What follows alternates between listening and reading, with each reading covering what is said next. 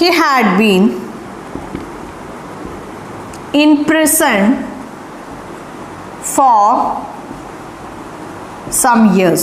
The mayor hushed up the fact that he had been in prison for some years. അതായത് കുറച്ച് കൊല്ലം അയാൾ ജയിലിലായിരുന്നു എന്നുള്ള ആ ഒരു ഫാക്റ്റ് അയാൾ മറച്ചു വെച്ചു.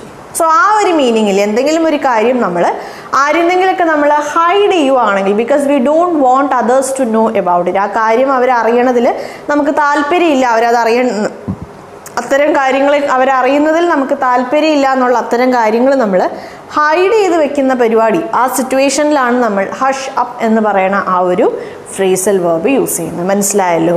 യെസ്. ഇനി നമുക്ക് ഈ ഒരു വേർഡിൻ്റെ, ഈ ഒരു ഫ്രേസൽ വേർബിൻ്റെ കുറച്ച് സിനണിംസും ആൻറ്റണിംസും നമുക്ക് നോക്കാം. നമ്മൾ സിമ്പിളായിട്ട് പറഞ്ഞാൽ ഹഷ് അപ്പ് എന്ന് പറയുന്ന ഫ്രേസൽ വേർബ്